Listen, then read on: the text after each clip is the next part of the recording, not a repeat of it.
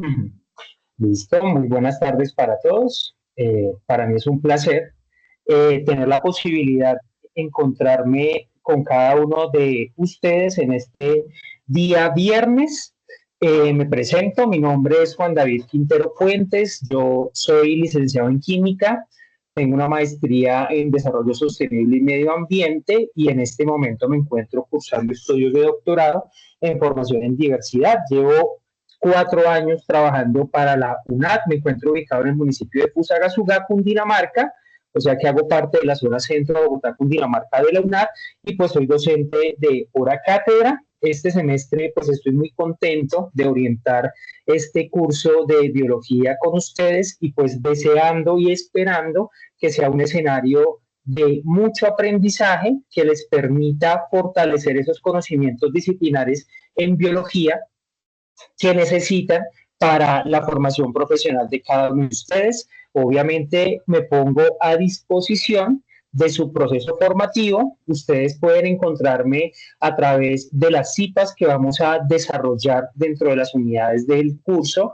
Me pueden encontrar a través del foro del curso y también a través de Teams o mi correo electrónico institucional. Entonces, pues yo les doy la bienvenida y vamos a dar inicio con esta primera cita. Entonces, vamos a empezar mirando una información básica sobre el desarrollo de esta tarea. Entonces, tener en cuenta que ya finalizamos el momento inicial del curso y esta es la primera tarea que vamos a encontrar dentro del momento intermedio. Entonces, es una tarea que tiene un puntaje de 70 puntos, que inició el día martes 2 de septiembre y finaliza el día domingo 28 de septiembre del año 2025. Como ya inició esta tarea esta semana, pues ya creo que es momento que ustedes vayan ingresando a través del campus del curso y vayan seleccionando la letra que van a desarrollar dentro de esta tarea. No sé si ya hicimos esa primera parte, digamos que la primera tarea que nosotros podemos desarrollar dentro de este curso sería la selección de letras. Ya todos ingresamos al foro, sabemos cómo ingresar al foro, tenemos dificultades con manejo de plataforma o ya todos logramos ingresar al campus del curso. No, todo claro, profe. Vale, muchísimas gracias. No sé si de pronto alguna de las estudiantes que se encuentra también tienen dudas sobre ingreso a la plataforma.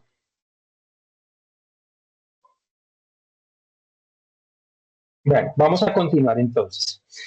¿Qué objetivo o qué resultado de aprendizaje tenemos frente a esta tarea? Pues nosotros esperamos que al finalizar esta primera unidad, pues usted logre identificar y comprender estos conceptos esenciales de la biología, incluyendo niveles de organización y fundamentalmente reconocer la célula como una unidad estructural y funcional de todos los seres vivos. Entonces, aquí tenemos un breve esquema donde se establece cómo es que debemos interactuar dentro de nuestro campus UNAD. Entonces, ustedes aquí van a encontrar diferentes espacios dentro del campus, ¿cierto? Entonces, ustedes van a ir aquí a la parte que dice tarea número 2. Acá aparece momento inicial, que ya lo finalizamos con la tarea número 1 y ahora vamos aquí a momento intermedio. Entonces, en momento intermedio,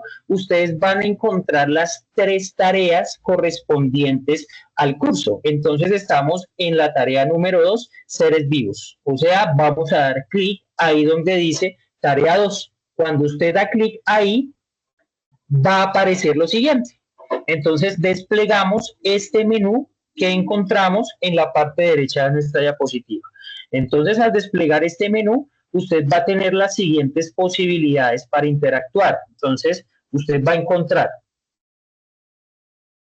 la guía de aprendizajes, va a encontrar los contenidos y referentes bibliográficos de la tarea 2, va a encontrar el foro de discusión y va a encontrar la rúbrica de evaluación y entrega de la actividad. Es precisamente en este espacio en rúbrica de evaluación y entrega de actividad, donde su merced va a hacer el envío del archivo en formato PDF cuando finalice el desarrollo de los 2 ejercicios que se están proponiendo.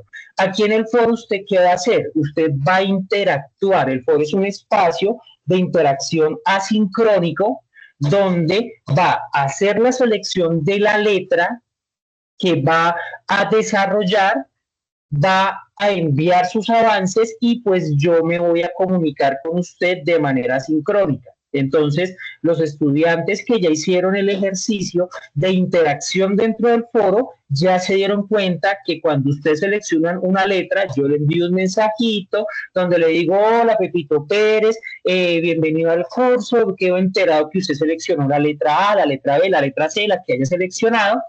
Por favor, asista a las CIPAS, asista a las webconferencias y quedo atento de sus envíos de avances. Cada vez que usted me envía un avance, yo lo voy a retroalimentar. O sea, le voy a dar herramientas para que usted continúe con su proceso de aprendizaje.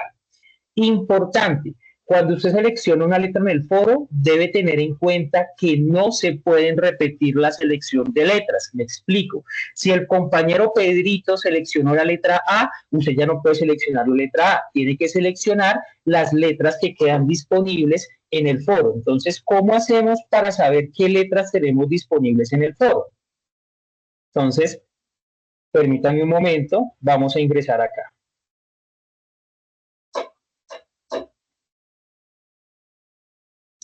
Ahí estamos en el campus, ¿cierto? Entonces, cuando nosotros estamos en el campus, ustedes van a encontrar la agenda del curso, entonces vamos aquí a momento intermedio, y acá tenemos tarea 2, foro de discusión. Esta mañana muy juiciosamente retroalimenté mi foro de discusión, entonces ya todos los aportes o las interacciones que me enviaron en el día ya están retroalimentadas. Entonces vamos a mirar acá que tenemos 7 interacciones. Entonces acá tenemos la información de la tarea, chan, chan, chan, chan, chan. Entonces Brandon Joan Tarazona seleccionó la letra C. Entonces, función de reproducción en hongos, yo ya le respondí el mensaje, el compañero seleccionó, Karen Dayana seleccionó la letra A, yo ya respondí el mensaje, la compañera Lady Joana seleccionó la letra B, yo ya le respondí el mensaje. Entonces acá en este foro, por ejemplo, ya seleccionaron letra B, letra A y letra C. Entonces las únicas que quedan disponibles para selección serían las letras D y las letras E. Dentro de un foro no se pueden repetir letras. ¿Listo? ¿Hasta ahí vamos entendiendo la dinámica del foro? Sí, señor. Perfecto. Entonces, tener en cuenta, queridos estudiantes, es muy importante tener en cuenta lo siguiente. Primero, revisen agenda del curso y fechas de inicio y de cierre. ¿Listo? ¿Dónde encuentran la agenda del curso? La agenda del curso ustedes la van a encontrar, permítanme un momento, ya les voy a mostrar exactamente dónde encuentran la agenda del curso. Volvemos aquí al campus y la agenda del curso la encontramos aquí en la parte superior izquierda. Entonces aquí es una agenda semaforizada, por lo tanto, los colores le van a indicar qué tan cerca está el cierre de la tarea. Entonces estamos aquí, tarea 2, miren, faltan todavía 23 días. Entonces es importante, queridos estudiantes, revisar constantemente la agenda del curso. ¿Listo? Segundo, consulten en el foro las fechas de las webconferencias, las fechas de las CIPAS, por ejemplo, por unidad, desarrollamos unas CIPAS, pues que la CIPAS de la unidad 1 ya la desarrollamos. Ayer se desarrolló la primera webconferencia del curso y la próxima semana, el día martes, se va a desarrollar la segunda webconferencia. Consulten en el foro las fechas, lean las referencias bibliográficas del curso, aquí aparecen las referencias bibliográficas del curso y pues yo en mis citas utilizo la bibliografía del curso para prepararlas. Descarguen y revisen las guías y las rúbricas de evaluación que se encuentran en la primera pestaña. Participen en los foros, presenten avances, planteen dudas, revisen recursos de apoyo, suban los avances siempre 3 días antes del cierre. ¿Por qué? Porque faltando 3 días para el cierre de la tarea no se retroalimentan avances. Tengan en cuenta que tenemos 25 días para enviar las actividades, para enviar los avances, entonces por favor, fundamental no dejar para última hora. Y por último, entreguemos el documento final en la plataforma. ¿Dónde lo entregamos? Aquí, donde dice rúbrica de evaluación y entrega de la actividad. ¿Listo? ¿Dudas hasta acá o podemos continuar? Profe, qué pena. ¿Cuáles letras son las que quedan disponibles? Uy, papá, ahí sí se le toca que ingrese a su foro y en el foro le va a aparecer las letras. O sea, yo tengo 90 estudiantes, entonces 90 estudiantes creo que son 18 grupos de foro. Entonces, su merced le toca ingresar al foro y revisar. O sea, yo cogí ahí uno de mis 18 foros que tengo, 19 foros, para poner el ejemplo. Pero su merced debe ingresar al foro y revisar, porque yo tengo... Pero ya le digo cuántos tengo. Tengo 18 foros exactamente. Dani, lo que tú tienes que hacer para ingresar con lo del foro, lo único que tú tienes que hacer con el ingreso para el foro, permíteme un momento, vamos a volver a ingresar a un foro. A ver, vamos a coger un foro cualquiera. ¿Listo? Entonces, vamos a seleccionar un foro aleatorio. Entonces, este es mi rol de docente. Acá tengo un poco de... Mire, estos son mis foros. Va a entrar a este. El foro del grupo 457. Entonces vamos a ingresar a este foro. ¿Tú qué vas a hacer en el foro, Dani? Si estás mirando, Dani, Milena, lo que estoy mostrando acá. Sí, señor. Perfecto, mira. Eso es el foro. Eso es un espacio de comunicación asincrónica. O sea, no es como estas citas, como acá el Teams, que nos podemos comunicar en vivo y en directo, sino que esto es asincrónico. Su merced comparte sus dudas, envía sus aportes y con el paso del tiempo, yo todos los días entro al foro de lunes a viernes, entonces respondo, tus compañeros te responden. Es un espacio de interacción asincrónico, o sea que no es en vivo y en directo.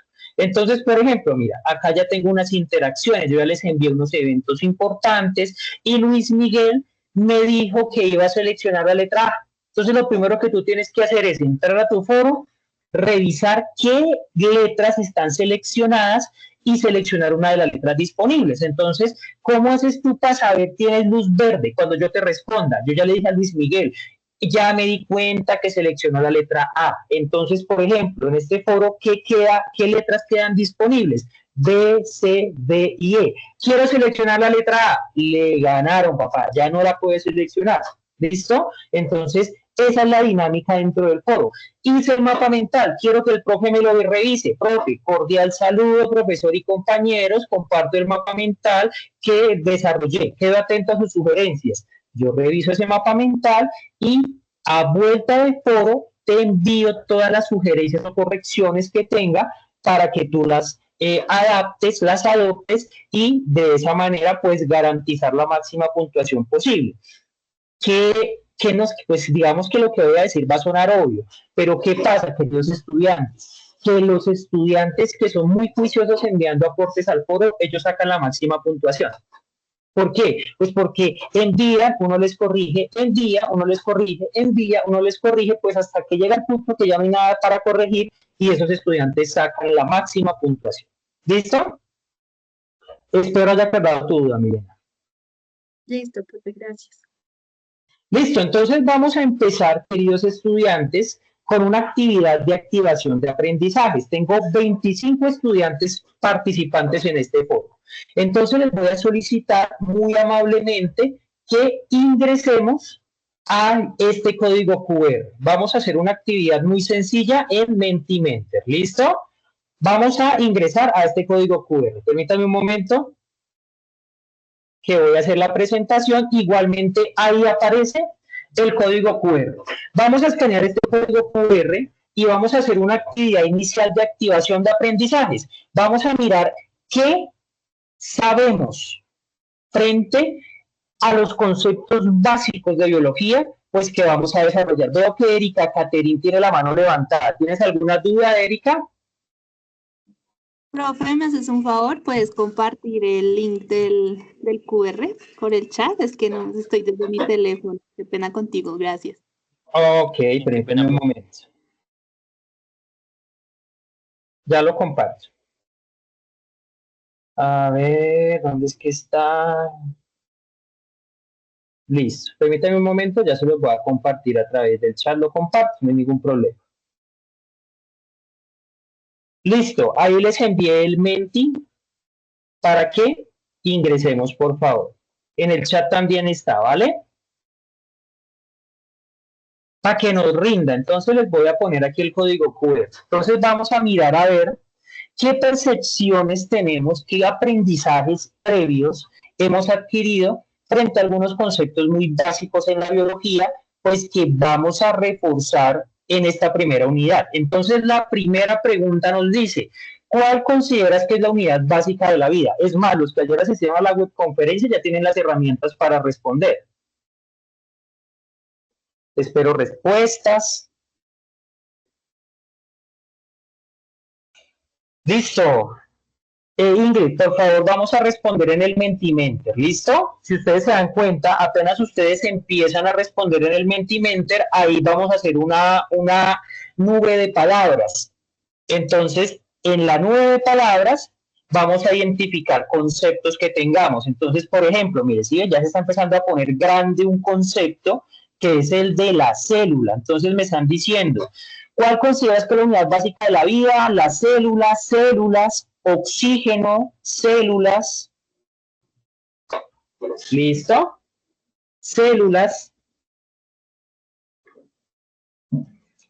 Bueno, pues creo que tenemos ecosistema, por ejemplo, me están diciendo acá que consideran que el ecosistema es la unidad básica de la vida, célula, átomo, interesante lo que están planteando, vamos a mirarlo más adelante desde los niveles de organización.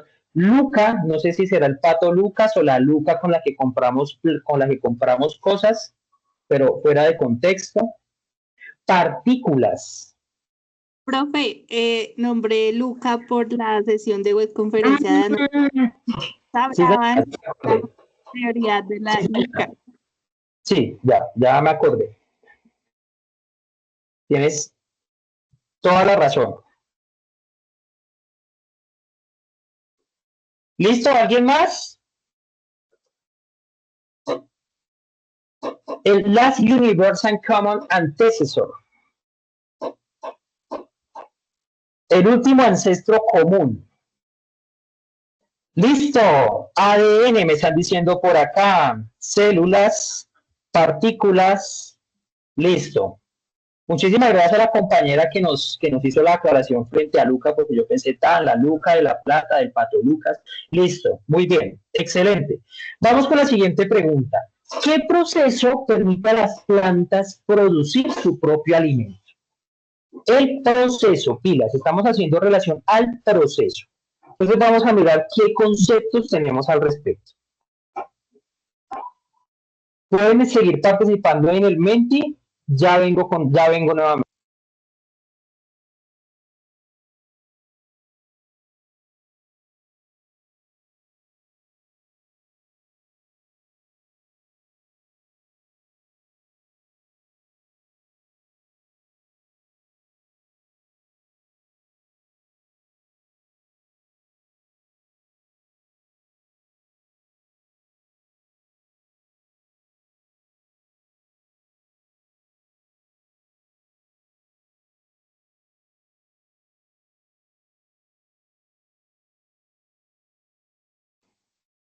Fotosíntesis, ¿nadie más? Ahí nos quedamos, fotosíntesis. Bueno, muy bien, excelente. Siguiente pregunta, vamos con la siguiente pregunta. ¿Qué molécula contiene la información genética de todos los seres vivos? La molécula que contiene la información genética de todos los seres vivos. Uy, se empezó a poner grande. El ADN. ¿Alguien da más? El ADN.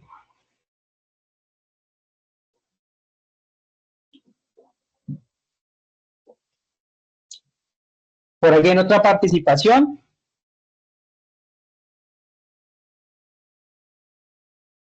¿No hay más participaciones?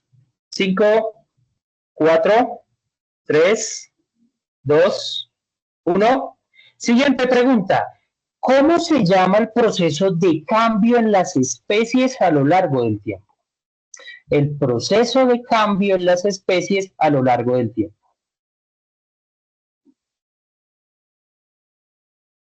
Evolución. ¿Alguien da más? Tengo 17 conectados en el Menti de 25. O sea, ¿cuántos estudiantes me están durmiendo estas IPAs? Si tengo 25 conectados en Teams, 17 conectados en Menti, entonces tenemos 8 estudiantes durmiéndome las IPAs. Y está demostrado que la hipnopedia no es una forma efectiva de aprendizaje. Yo no sé si se acuerdan, por ahí en los 2000 vendían muchos cursos de inglés. Aprenda y mientras duerme, eso ya se demostró que no es así. Que procesos de pensamiento complejos no se pueden generar de manera inconsciente a través de la hipnopedia. Evolución, adaptación, desarrollo, evolución biológica. Bueno, me quedaron 5 que no me participaron. Vamos a darles 10 segunditos a ver si participan.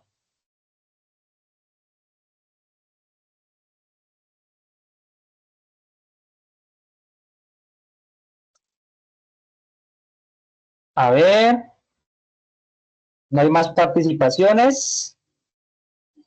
¿Cómo se llama el proceso mediante el cual el agua atraviesa la membrana celular? Vamos a mirar de los 18 que tenemos acá, a ver qué podemos decir al respecto. Nos dice Lady que está mal de señal, no te preocupes que a todos nos pasa. El proceso mediante el cual el agua atraviesa la membrana celular.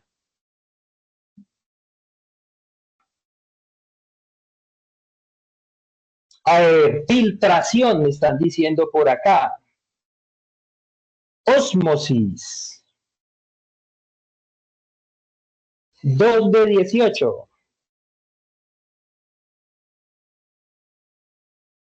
3, ya se empezó. 4, se empezó a agrandar la ósmosis.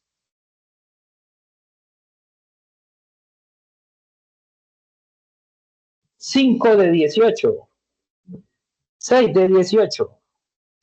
7 de 18. 8. Filtración. Uy, por fin alguien escribió ósmosis con tilde porque es una palabra esdrújula. Filtración sin tilde. ¡Listo!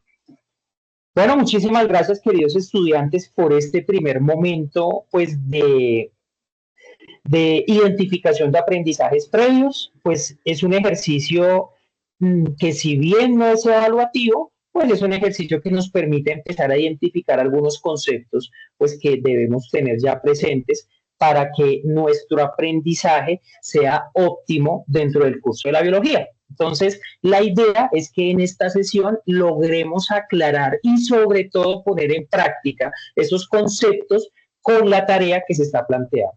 Entonces, vamos a empezar. ¿Cómo estudian los científicos la vida? Quizás puede ser una de las primeras preguntas que podríamos plantearnos cuando nos ponemos a estudiar biología, porque nos tocó ver el curso, porque lo matriculé 2 veces, X o Y, ¿sí o no? Entonces la biología es una ciencia, y como es una ciencia, se basa en un proceso de investigación que es sistemático y objetivo, pues el cual lo hemos llamado el método científico.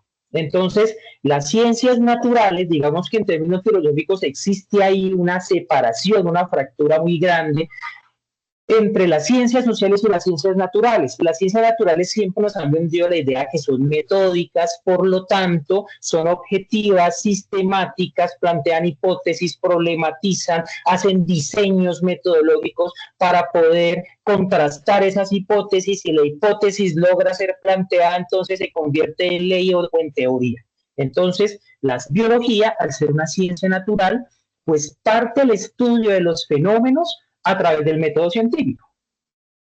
Entonces, el método científico no son más que una serie de etapas que nos permiten identificar una situación problematizante y a través de esa situación problematizante desarrollar un estudio. Podemos plantearlo de una manera muy sencilla. La base de toda problematización está en nuestros sentidos, principalmente a través de la observación. Entonces usted va caminando, identifica un problema. Cuando usted identifica ese problema a través de la observación, ¡pam!, planteamos un problema. Está pasando esto. Algunos estudiantes no desayunan, entonces están cansados y les está yendo mal en la universidad. Cuando nosotros identificamos un problema, según el método científico, en una segunda etapa lo que nosotros hacemos es plantear una hipótesis. ¿Qué es una hipótesis? Es una suposición que es verosímil, o sea, que parte también de cierta veracibilidad y que puede ser comprobable para explicar un problema. Entonces uno dice, bueno, estos queridos estudiantes no están rindiendo, entonces quizás si no desayunan, eso puede influir en el nivel de concentración y en el rendimiento académico de los estudiantes. ¿Será que eso influye? Entonces, a partir de eso, planteo una hipótesis. Sí, si los estudiantes no desayunan antes de ir a clase, entonces van a tener un bajo nivel de rendimiento y de concentración.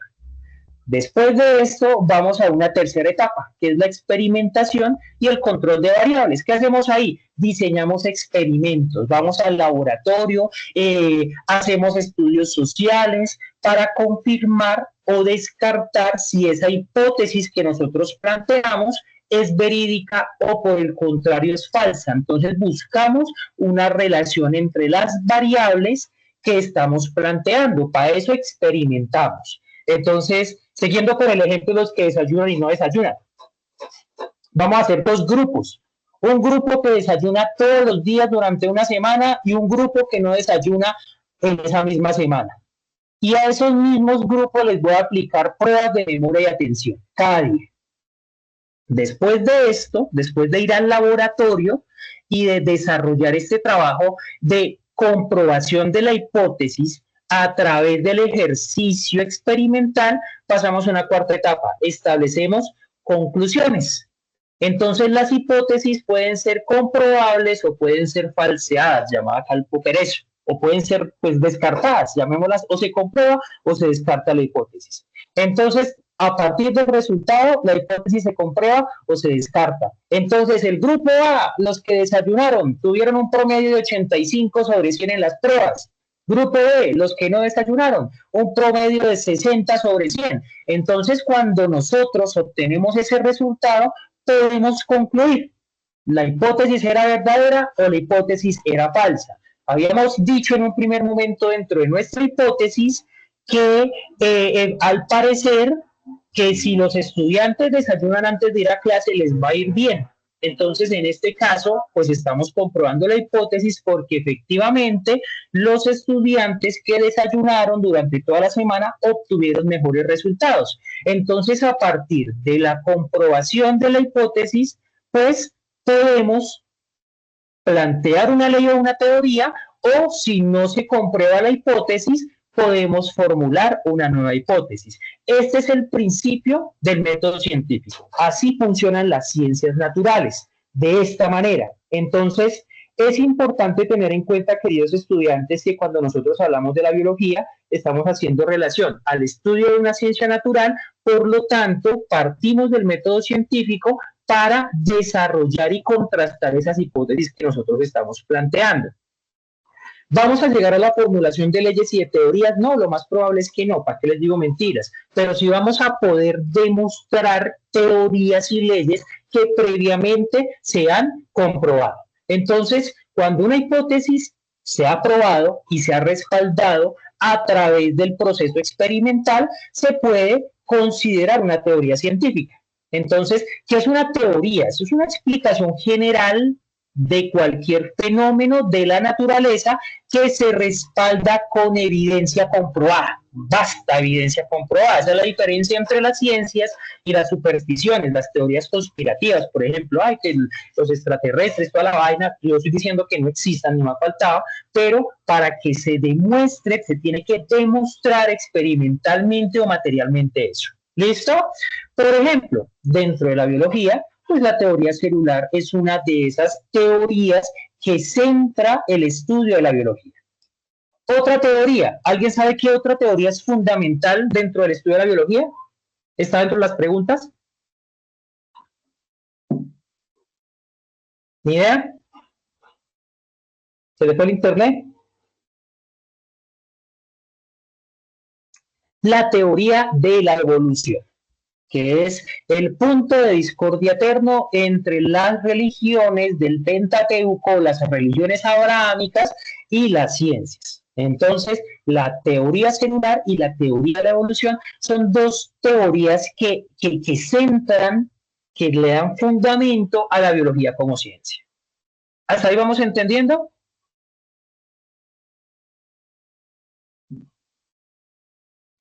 Sí, señor. Bueno, muchísimas gracias. Bueno, ahora vamos a hablar de la evolución. ¿Por qué vamos a hablar de la evolución? Porque esa es la teoría que nos permite organizar y nos permite unificar todos los conceptos asociados con la biología.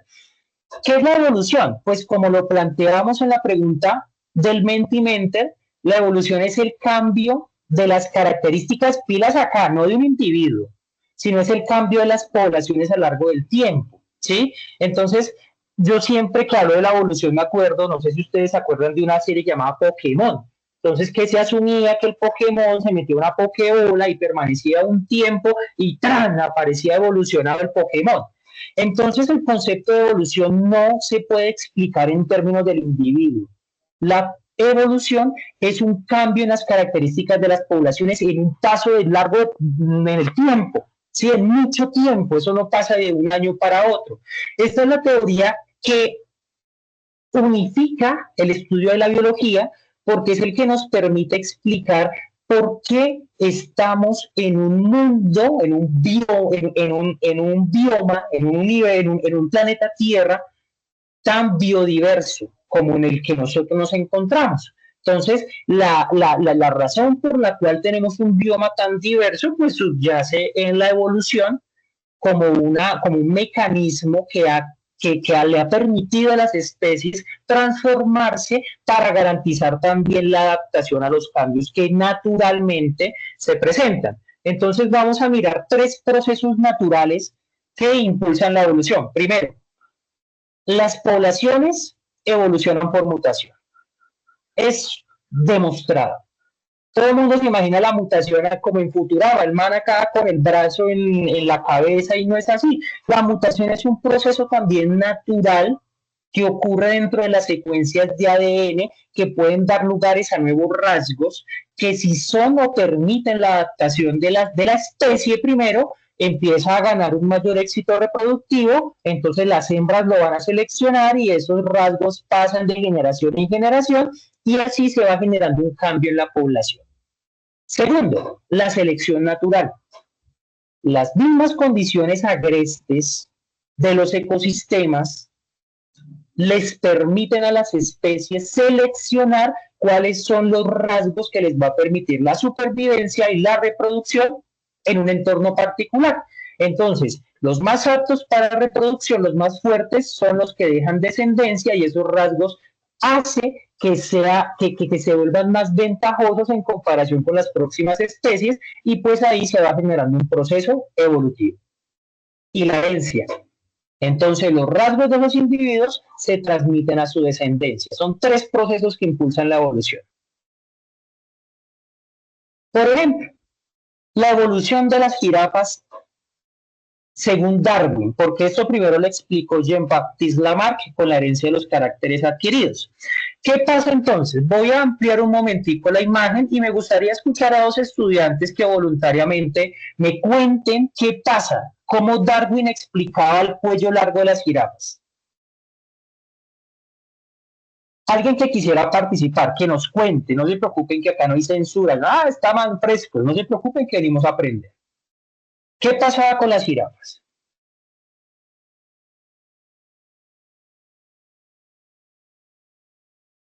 Buenas tardes. Comenzaron a adaptarse. Comenzaron a adaptarse. ¿Y por qué se adaptaron? Necesidad, ¿Qué generó esa prácticamente. adaptación? Muy bien, De, necesidad. ¿Y necesidad de qué? de alimento, De que es alimentación. principalmente una de las Ujú, más fuertes que hay. efectivamente.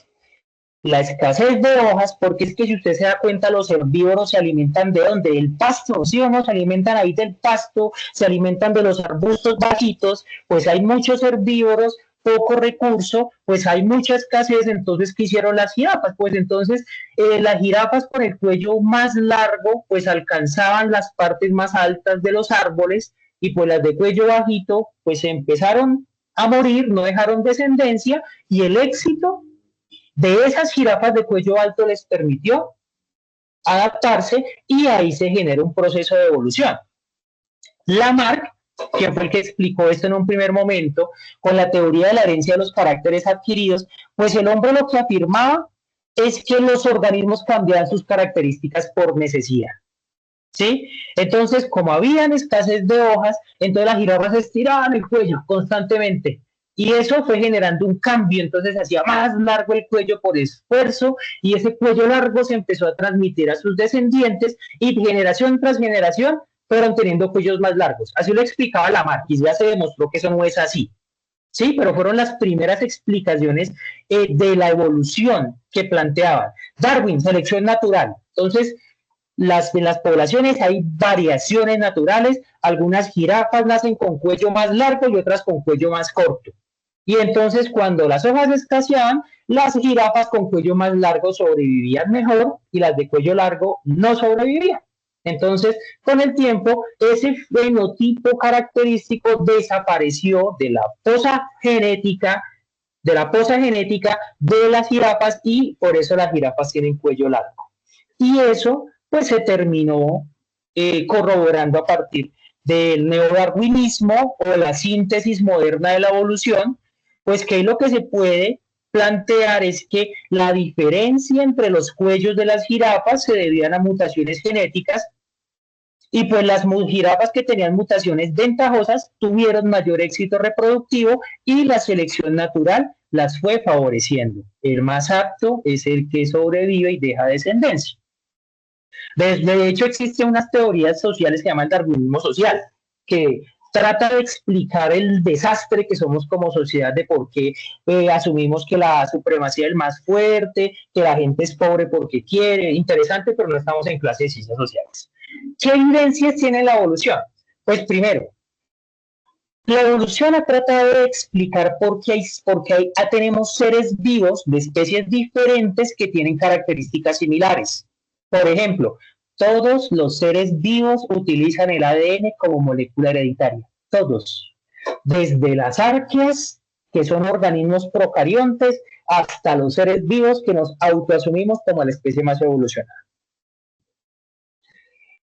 Dentro de esa evidencia de la evolución, pues nos hemos dado cuenta que tenemos estructuras anatómicas que tienen un mismo origen evolutivo, pero ¿Me están escuchando? Hola, permítame. Sí, señor. Se entrecorta, profe. Sí, ya, pero sí me están escuchando. Sí, señor. Señor. Ah, listo, perfecto. Sí, Se me señor. descargan los audífonos, entonces no hay problema. Permítame, los pongo a cargar y ya continúo.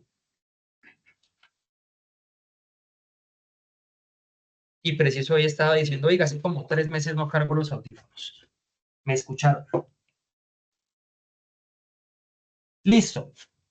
Entonces, por ejemplo, tenemos estructuras que cumplen diferentes funciones. Ejemplo, las extremidades superiores, ¿cierto?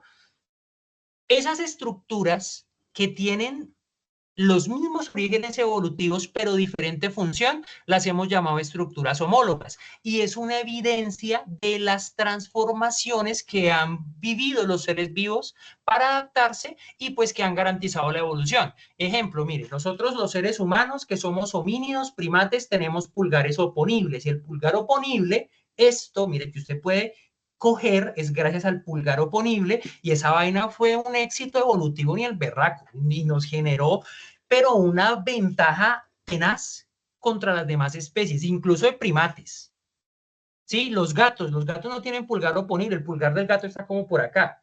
Las ballenas utilizan, la ballena utiliza la misma extremidad, pero para nadar. Los quirópteros, o llamados también murciélagos. Los murciélagos utilizan esta misma estructura, pero para volar. Esto es una evidencia de cómo tenemos un mismo origen evolutivo porque digamos que tenemos los mismos huesos, pero diferente conformación de estos a partir de las necesidades que hemos tenido. Entonces, la evolución pues da como resultado adaptación, ya sea de estructuras, de procesos fisiológicos, comportamentales, que ayudan a los organismos a sobrevivir y a garantizar ese éxito reproductivo. Entonces, ahora sí, acá vamos a empezar a establecer las primeras diferencias en comparación de lo que estábamos escuchando. Vamos a mirar de cuándo hay vida y cuándo no hay vida. Bueno, eso ya lo hablaron en la webconferencia, entonces no me voy a detener tanto acá. Entonces, acá tenemos ejemplo. Niveles de organización, que digamos que es una jerarquía que nos permite comprender en qué momentos podemos hablar de vida, cuándo se da origen a la vida y cómo se va complejizando la vida en la medida que se generan nuevas relaciones con células, tejidos, órganos, organismos, bla, bla, bla, bla, bla, bla. Entonces vamos a empezar. Primero, pues no es que yo sea licenciado en química, pero el origen de toda materia está en el átomo. ¿Sí? El átomo es la partícula elemental de la materia. Pilas con esto. Acá no estoy estableciendo relación con la vida, con la materia. Los átomos tienden a enlazarse a través de fuerzas intramoleculares, como los enlaces iónicos o covalentes, y cuando estos átomos se enlazan, obtienen una mayor estabilidad y me forman una molécula. Y acá podemos hablar, más adelante vamos a hablar de las biomoléculas. ¿Acá hay vida? No. Pero esas biomoléculas pueden empezar a formar estructuras más complejas, por ejemplo, evolutivamente se hablaban de los coacervados, empezaron a adquirir características, por ejemplo, de reproducción, características como responder a los estímulos del entorno, y entonces cuando ya se empezaron a organizar todo ese poco de biomoléculas en una unidad que le daba la capacidad de reproducirse y de interactuar con otros organismos o células, acá ya hablamos de la célula, que es la mínima unidad de la vida. O sea, para que hablemos de ser vivo, de tener mínimo una célula. Si no hay célula, no hay vida. Esa es una de las características de las diferencias entre, por ejemplo, un virus y una bacteria. ¿Un virus es un ser vivo? No, es un organismo acelular. ¿Por qué organismo? Porque tiene ADN y ARN. ¿Por qué no se considera un ser vivo? Porque no puede subsistir por sí solo, sino que depende de un hospedero para poder reproducirse y para poder alimentarse, en fin. Cuando tenemos un grupo de células que cumplen las mismas funciones, hablamos de tejido. Pero esas estructuras llamadas tejidos pueden empezar a organizarse con otros tejidos que cumplen funciones diferentes pero complementarias, y acá me hablan de un órgano, ¿sí? Cuando nosotros hablamos de tejido para allá, ya estamos hablando de organismos multicelulares. Y cuando tenemos dos o más órganos que juntos están ejecutando una función específica dentro de un organismo, hablamos de un sistema o aparato de órganos. Y cuando tenemos un poco de órganos, ¿cierto?, que cumplen una función armónica dentro de ese ser vivo, ya estamos hablando de un organismo multicelular. Pero como usted solito en la vida no puede, así muchas veces creamos que podemos solos en la vida, no es así.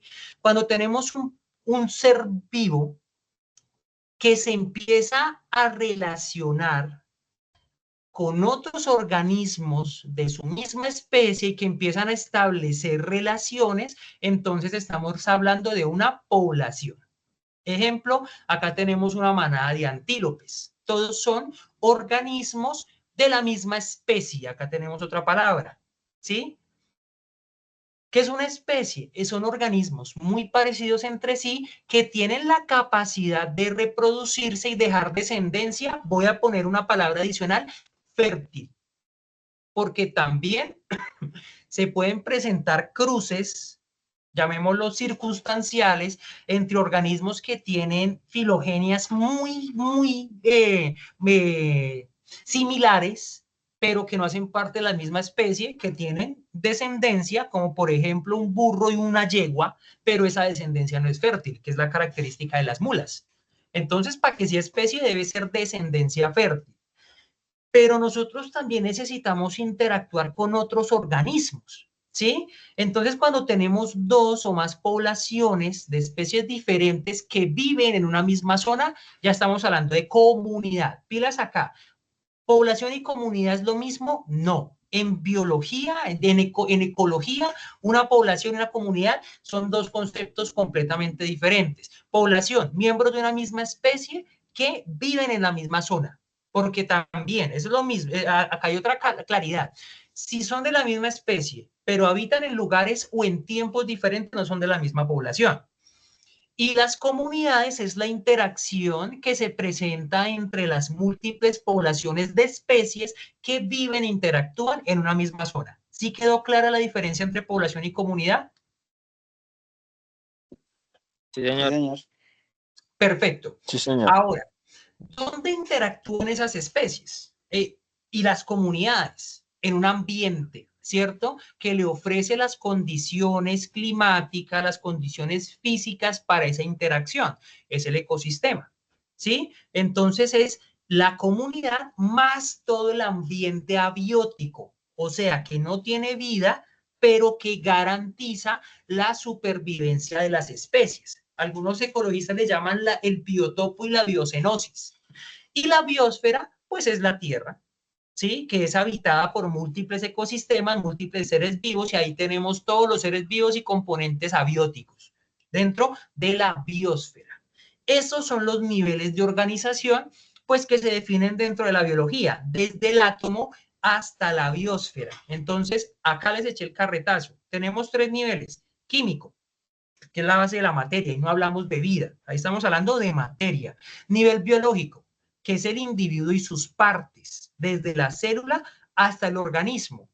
Y el ecosistémico, pues que son las diferentes interacciones que se presentan dentro de estos organismos. Entonces, hablando de esas interacciones que se presentan dentro de los organismos, pues vamos a hablar de 3 interacciones características que son fundamentales para garantizar la vida dentro de las especies. Todos los seres vivos tienen que alimentarse. ¿Qué es la nutrición? Pues es la obtención de nutrientes que necesita todo ser vivo para completar sus procesos. Algunos necesitan de otros organismos para obtener la materia que se convierte en energía, o sea, los heterótrofos, y otros organismos tienen la capacidad de producir sus propios nutrientes a partir de la transformación de la energía solar en energía química, como los organismos fotosintéticos u otros quimiosintéticos, que son los organismos autótrofos. Entonces, todos los seres vivos se tienen que alimentar. Segundo, todos los seres vivos tienen que percibir los estímulos del medio o los estímulos internos y generar una respuesta. Estímulo, respuesta, función de relación. ¿Sí? Ayer la profe Mary, digamos que le metió mucha energía a eso. Entonces ahí podemos hablar de las respuestas internas, respuestas externas, pero es la capacidad que tenemos nosotros de percibir los estímulos de nuestro exterior y crear una respuesta frente a ello. El ejemplo más común, cuando usted estaba en el salón y un compañero le metió un calvazo, ¿usted qué hace? Cuando un compañero le metió un calvazo, ¿usted qué hacía? Le respondía.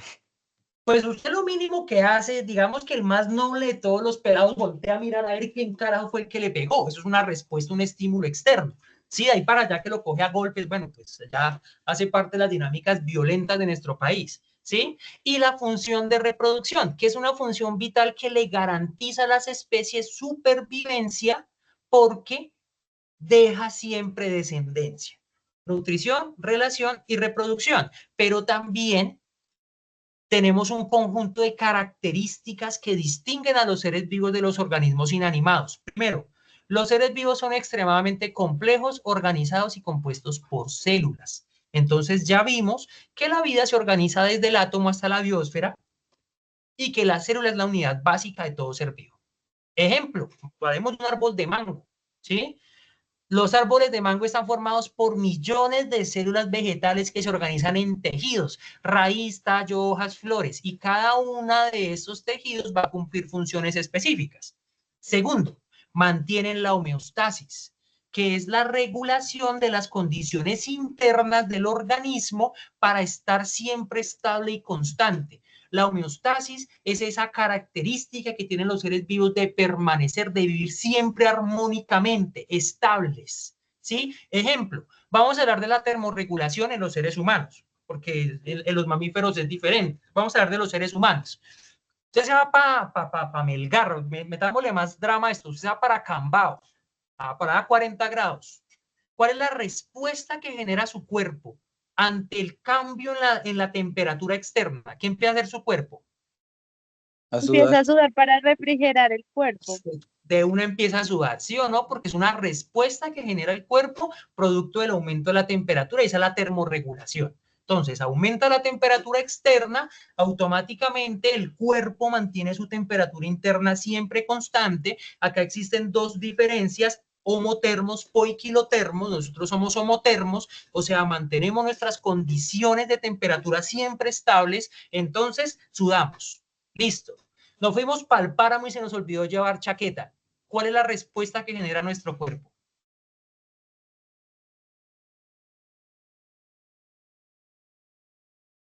Cuando nos vamos para el páramo, ¿qué hace nuestro cuerpo? Me da frío y empiezo a temblar, porque ese movimiento involuntario genera un gasto calórico, y al generar un gasto calórico mantiene la temperatura corporal estable. Entonces, eso es un ejemplo de la homeostasis. Responden a estímulos. Entonces, ya sabemos que la respuesta a los estímulos es la capacidad que tenemos los seres vivos de percibir y reaccionar a los cambios que ocurren en nuestro entorno interno y externo. Ejemplo, vamos a hablar del fototropismo. El fototropismo es la característica que tienen algunas plantas de girar siempre en dirección del sol, como los girasoles. Los girasoles siempre buscan el sol, entonces siempre van girando en función de la luz solar. Eso es una respuesta a estímulos. Ejemplo, las nastias, que las dormideras, o sea, apenas tienen un estímulo externo, un tacto mecánico, se cierran. Eso es un ejemplo de la capacidad que tienen las plantas de responder a estímulos, porque nosotros pensamos que los únicos que respondemos a estímulos somos nosotros cuando nos meten el calvazo, y no es así. La respuesta a estímulos es una característica de todo ser vivo. Adquieren y usan materiales y energía. Entonces, los seres vivos tienen la capacidad de obtener energía y nutrientes del entorno para mantener estable su organización y realizar diferentes funciones. Ejemplo, una plantica de frijol. Partamos del ejemplo siempre del colegio, siempre una planta de frijol. Entonces, el frijolito empieza a crecer, utiliza la luz solar, hace fotosíntesis, con la fotosíntesis obtiene glucosa, la glucosa le da energía para crecer. Un león, los leones cazan como un berraco porque son carnívoros y de esa manera obtienen energía y nutrientes. Los seres vivos crecen. Los seres vivos tienen la capacidad de crecer, o sea que van aumentando su tamaño y número de células. O cuéntenme quién carajos nació del mismo tamaño que tiene en este momento. ¿No? ¿Sí o no? Un niño cuando nace mide aproximadamente, permítame ya, un niño cuando nace mide aproximadamente 50 centímetros. Y en la medida que va creciendo, pues alcanza una estatura promedio de 1,70, 1,80, pues gracias a la multiplicación y a la diferenciación de las células. Se reproducen. Entonces ya sabemos que la reproducción es la capacidad de dejar descendencia fértil. ¿Sí o no? transmiten sus caracteres hereditarios y también los seres vivos tienen la capacidad de evolucionar, o sea, de generar cambios a lo largo del tiempo. Los estudiantes que son bien pilosos, les voy a dejar este recurso para que amplíen información sobre función de relación, de funciones vitales de los seres vivos, no solamente función de relación. Les voy a compartir el código QR en el chat para que tengamos la posibilidad de observar el material que les estoy compartiendo y pues que de hecho utilicé para esta presentación. ¿Listo? ¿Vamos entendiendo hasta acá o todo mal, todo bien? ¿Dudas? No, señor. Todo bien, profe. Listo, vamos a hablar Bien, acá sí, señor. rápidamente, porque la propia medianoche también habló sobre los ladrillos de la vida, o sea, esos bloquecitos que permiten construir la vida, que nosotros llamamos las biomoléculas. Son moléculas orgánicas, características de las moléculas orgánicas que están formadas por carbono. ¿Listo? Y las podemos agrupar en 4 categorías principales. Carbohidratos, alias azúcares y alias harinas, así las conocemos comúnmente. ¿Qué caracteriza a los carbohidratos? Que son la fuente principal de energía inmediata para las células. Todo ser vivo, ¿de dónde obtiene energía? Así, de los carbohidratos. Pero también cumplen funciones estructurales, por ejemplo, la celulosa en las plantas o la lignina. Cumplen funciones estructurales, funciones de almacenamiento de reserva, como por ejemplo los almidones. Siguiente grupo, los lípidos, alias grasas. ¿Qué función cumplen los lípidos? Almacenar energía a largo plazo. También forman parte de la membrana celular en forma de fosfolípidos y actúan como hormonas, que las hormonas son moléculas que se encargan de la regulación de funciones metabólicas y fisiológicas al interior de los organismos.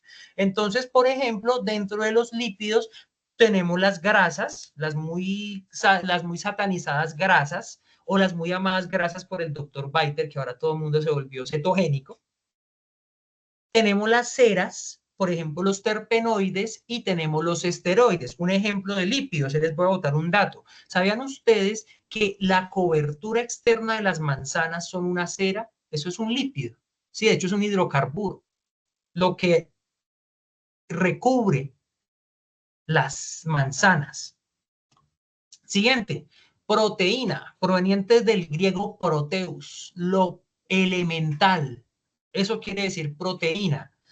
Las proteínas cumplen muchísimas funciones, muchísimas funciones. Ejemplo, función enzimática, aceleran reacciones químicas, función estructural, forman tejidos como la queratina y el colágeno, transporte de sustancias, por ejemplo, la hemoglobina, que transporta oxígeno, lactina y la miosina, que son 2 proteínas que cumplen funciones antagónicas en los músculos y que garantizan el movimiento de los músculos.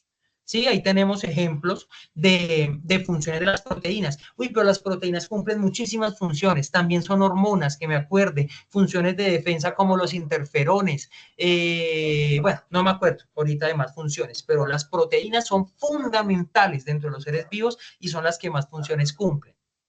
Y los ácidos nucleicos, que son las sustancias que se encargan del almacenamiento y la transmisión de la información genética y responsables de la síntesis de proteínas. O sea, los ácidos nucleicos son los que permiten la síntesis de proteínas. Acá, ¿qué tenemos? Tenemos el ADN o ácido desoxirribonucleico, que es el que almacena esa información hereditaria, y tenemos el ARN, que son diferentes tipos de ARN que participan en la expresión de la información genética. Entonces, más adelante, creo que en la segunda unidad, vamos a ver síntesis de proteínas y aquí vamos a entender el dogma central de la biología molecular y los procesos que se desarrollan dentro de la síntesis de proteínas. La unidad básica de la vida, estructura y función de la célula. Ya sabemos que la célula es la unidad básica de la vida, ¿sí o no? Y existe una teoría, que es la teoría celular. Esta teoría celular establece que todos los seres vivos están compuestos por células. y que la célula es la unidad fundamental de la vida. Y que estas unidades se van a clasificar en dos grandes tipos de células: procariotas, simples estructuralmente y sin núcleo, y eucariotas, que son las más complejas porque tienen núcleos y diversos organelos celulares membranosos. Y dentro de la célula eucariota también vamos a tener vegetal y animal. ¿Qué nos plantea la teoría celular? Tres postulados plantea la teoría celular. Primero, todo ser vivo está compuesto por una o más células. Listo, ya lo sabíamos. Segundo, la célula es la unidad básica y fundamental y estructural de la vida. Tercero, ¿de dónde viene una célula? Exclusivamente de células preexistentes. Las células vienen de otras células. Eso es un concepto fundamental de la teoría celular. Y aquí vamos a encontrar algunas diferencias entre una célula procariota y una célula eucariota. Vamos rápido con la procariota. Muy pequeñas, estructuralmente son muy sencillas, no tienen núcleo definido, el material genético se encuentra disperso en el citoplasma, algunas formas más evolucionadas de las bacterias alcanzan a medio encapsular algunas unidades de ADN en plásmidos. No tienen organelos membranosos, eso es fundamental y por eso fueron tan, digamos que tan limitado su proceso evolutivo. Ayer la profe Mary les habló de la teoría endosimbiótica seriada de Liz Margulis, que es la que explica cómo a partir de la célula procariota surgieron las células eucariotas. Entonces no voy a entrar en detalle al respecto. Las células eucariotas son más grandes y complejas. Mira, ahí tenemos un ejemplo de una célula procariota, como siempre nos la han dibujado.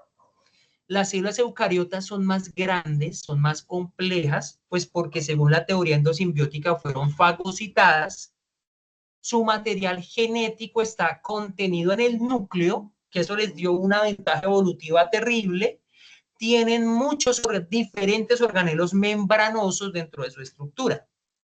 Esa es la célula eucariota, como siempre nos la han dibujado, que haga la célula en un melón, en fin. ¿Listo?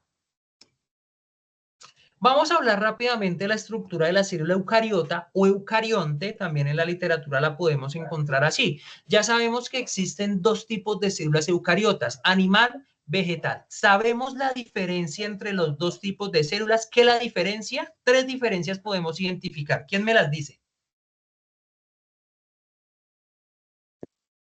La vegetal tiene cloroplasto, Muy bien, tiene cloroplastos una y eso le garantiza la vacuola central fotosíntesis. Tiene y una la pared vacuola celular. y pared celular, perfecto. Porque es como las células, como usted nunca ha visto un árbol con huesos, ¿sí o no? Pero usted se da cuenta que los árboles pueden alcanzar hasta 60 metros como un secoya. ¿Por qué pasa eso? Por la pared celular. Porque es una estructura rígida que le garantiza mantener su forma a las células vegetales. Entonces, vamos a hablar rápidamente de las funciones. Membrana celular o plasmática es la que rodea la célula y regula el paso de sustancias, que eso lo vamos a hablar en un momento dentro del transporte a través de sustancias. Segundo, el núcleo. Ahí encontramos el ADN y es el centro de mando de la célula, porque ahí se controlan todas las actividades que se desarrollan dentro de la célula. Mitocondrias son los que generan la energía. Y en la mitocondria también se lleva a cabo la respiración celular, que es un proceso oxidativo, que es lo que garantiza la producción de energía, o adenosín trifosfato, los seres vivos. Digamos que la gasolina del ser vivo es el ATP, una de las gasolinas. Digamos que la más importante es el ATP. Entonces, la función de la mitocondria es la producción de energía. ¿Cómo se produce la energía? A través de la respiración celular. Ribosomas, síntesis de proteínas, exclusivamente síntesis de proteínas. Retículo endoplasmático, el liso y el rugoso tienen diferentes funciones. La diferencia entre el liso y el rugoso es que el rugoso en su interior tiene ribosomas acoplados y el retículo endoplasmático se encarga de la síntesis de lípidos, o sea, de grasas, y la síntesis de proteínas. Eso es un canal membranoso que hay dentro de la célula. El aparato de Golgi se encarga de la maduración, la modificación y la clasificación de algunas proteínas. Digamos que algunas proteínas necesitan un proceso especial, adicional. Eso pasa dentro del aparato de Golgi. Los cloroplastos, exclusivo de células vegetales, realizan la fotosíntesis. Por eso es que usted nunca ve una mata caminando buscando comida, porque la fotosíntesis es el proceso que le garantiza a la planta la transformación de la energía solar en energía química y la subsecuente producción de sustancias de alimento como la glucosa, y también la glucosa se transforma en celulosa. La pared celular, exclusiva de la célula vegetal, es la que le proporciona ese soporte y protección a la célula.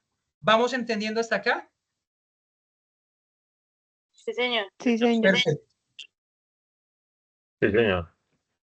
Y ahora sí venimos con lo que les interesa a mis estudiantes. Instrucciones para el ejercicio número 1. ¿Qué es lo que usted tiene que hacer en el ejercicio número 1? Voy a tomarme el trabajo de darles una explicación muy detallada. Primero, va al foro y selecciona una letra. Importante, por favor anuncie la selección en el foro para que no se repita con la letra del compañero. Segunda vez que les digo. Y recuerde que el ejercicio 1 y el ejercicio 2 se selecciona con la misma letra que usted seleccionó. ¿Listo? No me seleccionen para el ejercicio 1 la letra A y para el ejercicio 2 la letra B. No es chiste, es anécdota, suele pasar. ¿Vale? Siguiente. Van a elegir una de las siguientes funciones. Entonces, la letra A va a explicar la función de nutrición en las plantas angiospermas. Les dejo el dato, miramos a ver qué es un angiosperma. La B, función de nutrición en mamíferos. La C, la función de reproducción en hongos. La D, la función de relación en las aves migratorias. Y la E, la función de reproducción en reptiles. Ahí tenemos las 3 funciones vitales: nutrición, relación, reproducción. Cuando su merced selecciona la letra, va a desarrollar un mapa mental. Entonces, vamos a mirar en detalle qué debe tener ese mapa mental. Lo que buscamos es que usted cree un mapa mental que explique de manera clara cómo se realiza la función vital que escogió. Los mapas mentales, queridos estudiantes, ya me ha pasado con 2 avances, son muy diferentes a las infografías. De hecho, los mapas mentales le permiten a usted desarrollar un concepto alrededor de un concepto alrededor de las manecillas del reloj, girando alrededor de las manecillas del reloj, de derecha, así. Y usted va desarrollando los conceptos con ideas muy concretas. ¿Qué es lo bonito de un mapa mental? Que le da la posibilidad de resumir, de concretar una idea. Entonces, ¿qué debe tener el mapa mental?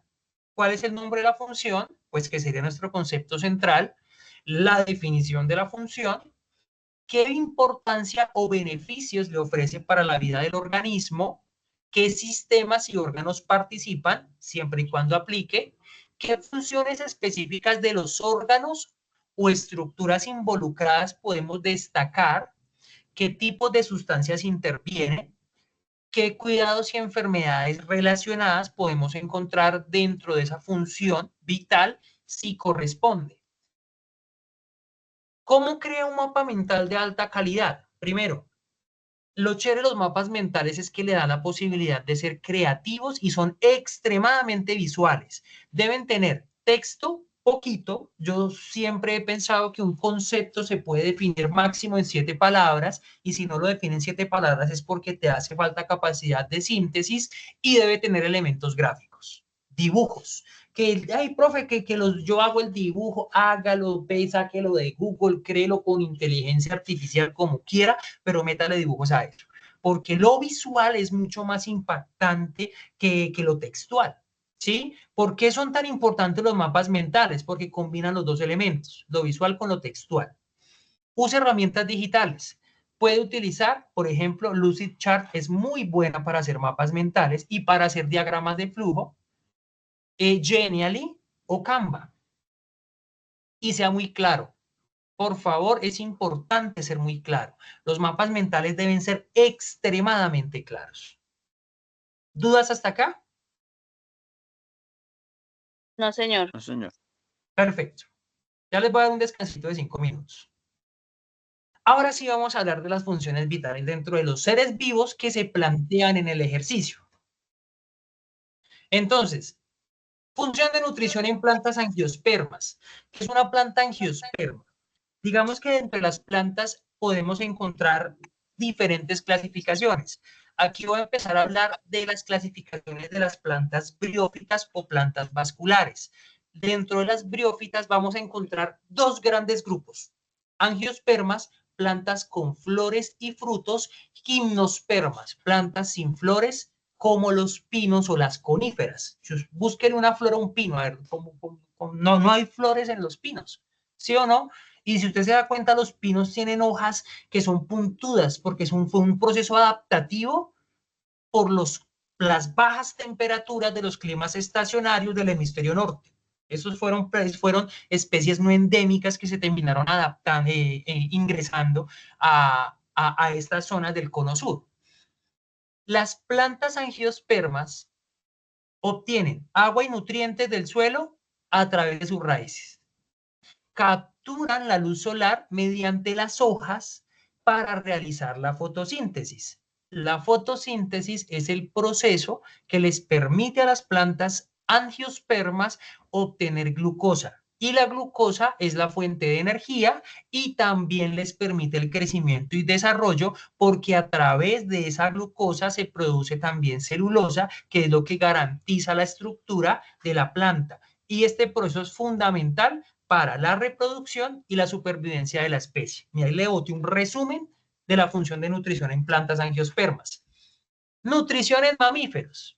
Primero, los mamíferos son organismos heterótrofos, o sea que dependen de otra especie para la obtención de nutrientes. El mamífero, al ingiere alimentos, estos son digeridos por el sistema digestivo.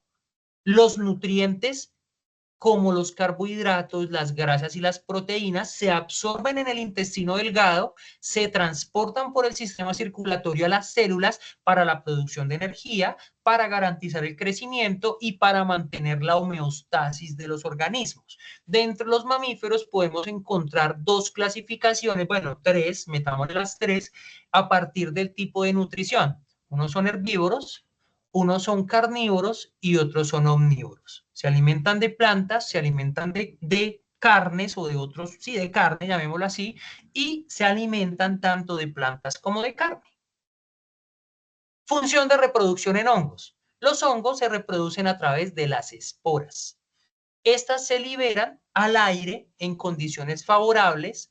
Los hongos tienen una característica y es que se reproducen asexualmente a través de esporas, o se pueden reproducir también sexualmente cuando hay fusión de dos células para generar nuevas esporas. Y esto asegura la supervivencia y la expansión de las especies. Los hongos son una vaina loca en términos evolutivos. Un poco de tiempo no sabían ni dónde meterlos, porque no eran plantas, porque no son autótrofos, pero tampoco tienen función, por ejemplo, de movilidad, como es característico de los animales, menos los poríferos, ¿sí? Entonces había una vaina ahí que no sabían dónde meterlos en términos evolutivos. Función de relación en las aves migratorias. Las aves migratorias se desplazan en las estaciones desfavorables para ellas. Por ejemplo, en invierno. El próximo mes ya empieza temporada migratoria. Entonces, ¿qué hacen las aves? Cuando las condiciones del ambiente se ponen desfavorables para ellas, ellas se van en población para buscar condiciones más favorables que les garanticen la alimentación y la reproducción. Y de esa migración se regula a partir de los cambios ambientales y se favorece pues por la función de relación, que es la capacidad del sistema nervioso de responder a esos estímulos externos y de garantizar también la orientación de las aves. Pues que las aves no tienen GPS, no tienen mapa, no tienen nada, pero saben para dónde van. De hecho, muchos piensan, algunos biólogos creen que es producto que tienen, digamos, tienen la capacidad, tienen como un radar que les garantiza su desplazamiento a partir del campo magnético de la Tierra. Y eso le garantiza adaptación, supervivencia a las especies.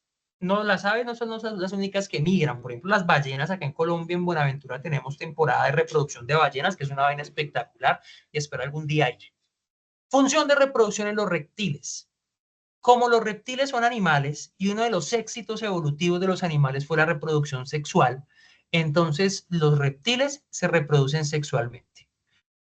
A partir de fertilización interna, existen diferentes tipos de fertilización externa, como en los peces, que es sumamente ineficaz, y la interna, que creo que fueron los reptiles, uy, no me acuerdo si fueron los reptiles o los anfibios, no, los reptiles, los primeros que empezaron esa reproducción interna, esa fertilización interna, de tal manera que el óvulo que se encuentra al interior de la hembra, pues es fertilizado por los espermatozoides.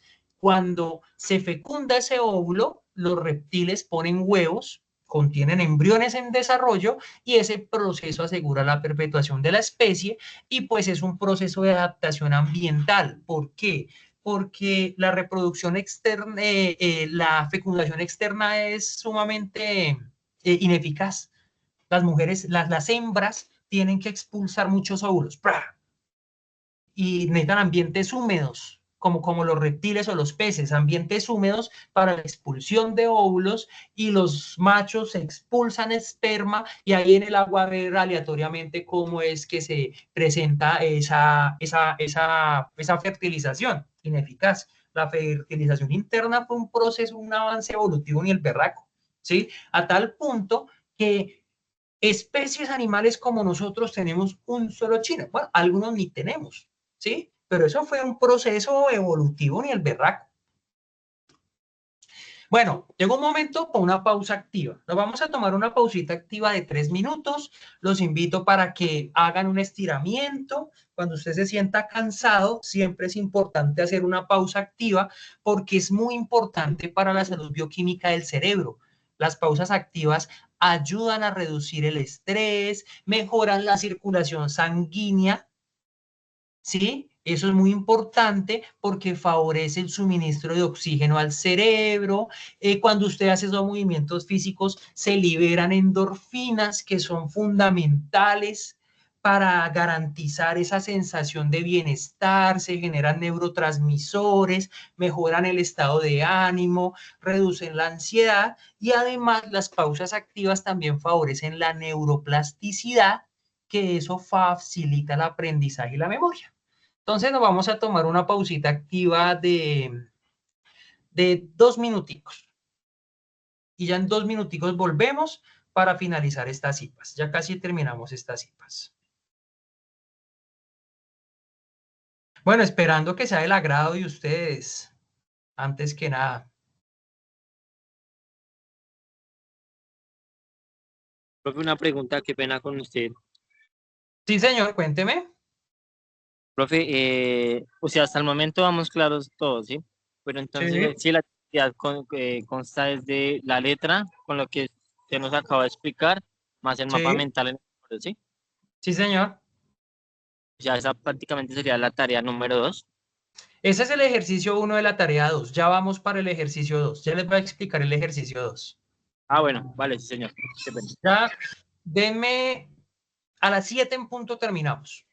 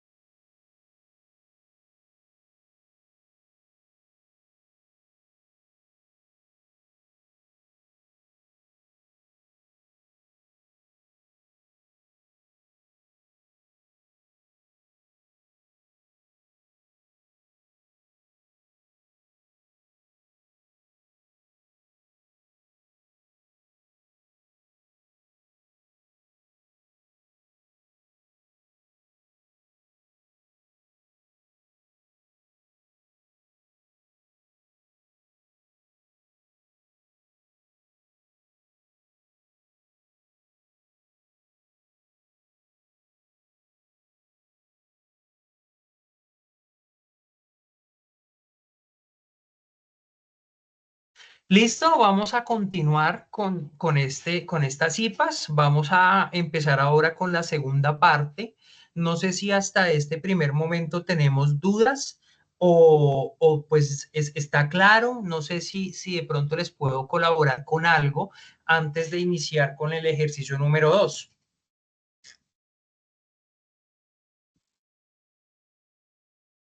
No, profe, todo está súper claro. Puedes continuar. Listo, muchísimas gracias, Maya. Entonces vamos a continuar. Vamos a hablar ahora de la frontera de la vida. ¿Por qué vamos a hablar de la frontera de la vida? Porque la membrana celular es ese organelo que le garantiza a la célula el intercambio constante de sustancias. Asuman que unas células, pues somos como nosotros. Nosotros necesitamos el ingreso de sustancias, necesitamos la salida de otras y necesitamos mantener una comunicación constante con nuestro medio exterior. De la misma manera, pues funciona la membrana celular.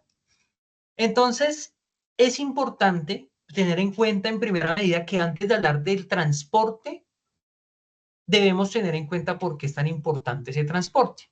¿Por qué es tan importante ese transporte? Porque es el que garantiza la comunicación y el intercambio de sustancias. De tal manera que esa membrana celular no es una pared estática. Por el contrario, la membrana celular es extremadamente fluida y es muy inteligente.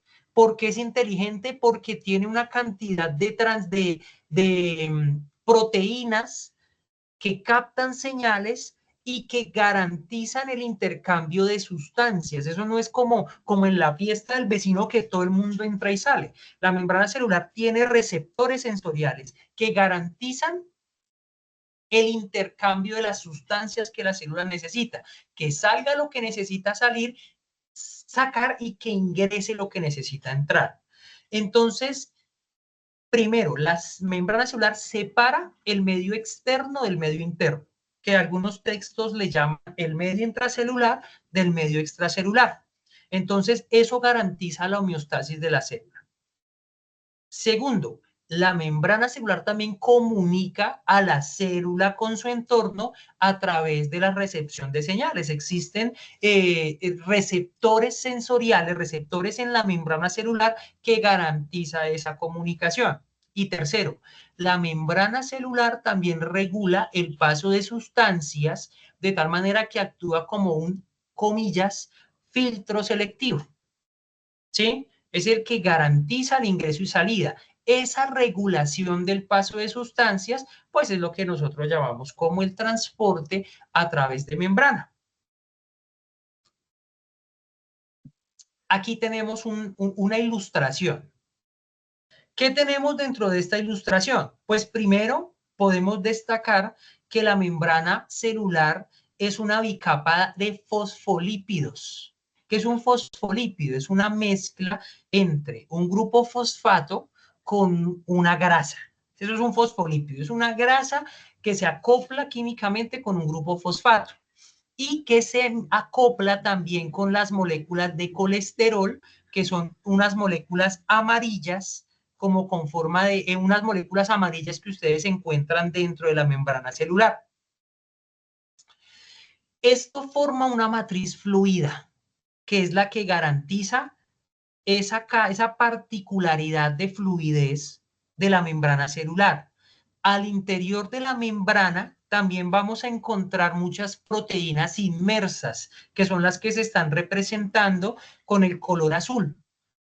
Algunas proteínas, por ejemplo, llevan unidos carbohidratos para formar una estructura más compleja que se llaman glucoproteínas. Esas glucoproteínas pues son las que garantizan, por ejemplo, el reconocimiento, la unión de sustancias, la recepción de señales y el transporte de sustancias.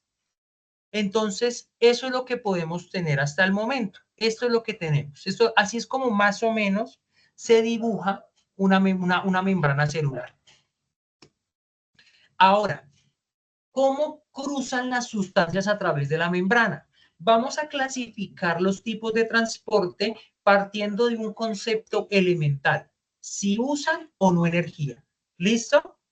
Entonces, la clasificación del tipo de transporte va a radicarse de ese es el concepto. ¿Usa energía o no usa energía?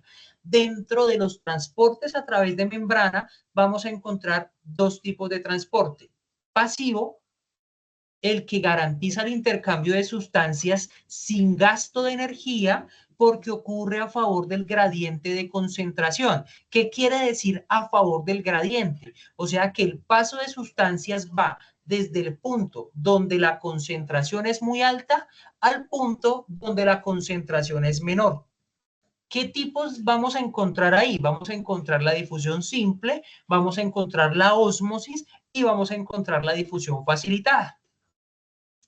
Ahora, el transporte activo, pues es aquel que se lleva a cabo con gasto de energía, o sea, necesitamos moléculas de ATP para garantizar ese transporte porque ocurre en contra del gradiente de concentración. O sea, vamos a pasar de un punto donde hay menos sustancias o menos materia a un punto donde hay más sustancias. Aquí vamos a encontrar el transporte activo o las bombas y la endocitosis. A mí me gusta explicar ese asunto del transporte a través de sustancias con un ejemplo muy sencillo, principalmente para los bogotanos o las personas que habitábamos Bogotá y que teníamos que utilizar Transmilenio. ¿Alguno de ustedes en algún momento de su vida ha tenido que sufrir el infortunio de ingresar a un Transmilenio en hora pico? Sí, señor. Sí. Yo creo que eso es de las experiencias más tristes que asumir como bogotano o como ciudadano. ¿Cómo funciona el transporte pasivo? Imagínense que usted está en un portal esperando el bus, ¿sí? Y llegó el Transmilenio y hay 300 personas tratando de meterse al Transmilenio. Entonces, al interior del bus solo está el conductor, o sea, hay poquito, ¿sí ve? Y afuera, pues hay mucha gente esperando ingresar al bus. Entonces, apenas abren la puerta, ¿qué hace la gente? Empujar. Usted ni siquiera tiene que caminar, porque usted lo meten a lo mal hecho, lo meten, ¡pa! Usted ni siquiera gasta energía, ¿sí? Porque a las malas lo meten al bus. Eso es un ejemplo del transporte pasivo, porque va a favor del gradiente, donde hay mucho a donde hay poquito, ¿sí? ¿Cómo funciona el transporte activo? Seguimos en el Transmilenio y les voy a poner un ejemplo mucho más terrible. Imagínese que usted se va a bajar en una estación muy concurrida, o sea, donde hay mucha gente esperando entrar al bus, pero poquita gente que sale. ¿Qué le toca hacer para salir? Esperar en la puerta y estar pendiente para mejor. Se va a poner usted a esperar en la puerta. Empujar. Es No. la primera ciudad que dice que espera en la puerta, ¿sí o no? Lo que hace usted para salir del bus es empujar, meter patadas y a lo mal hecho salir, porque hay poquitos entrando, poquitos saliendo, pero muchos entrando. Eso es un ejemplo de transporte activo. Hay gasto de energía porque se está transportando de donde hay poquito a donde hay mucho. ¿Listo? No sé si con mi ejemplo del Transmilenio lograron entender las diferencias entre el transporte pasivo y el transporte activo. Sí, profe. Sí, señor. Listo.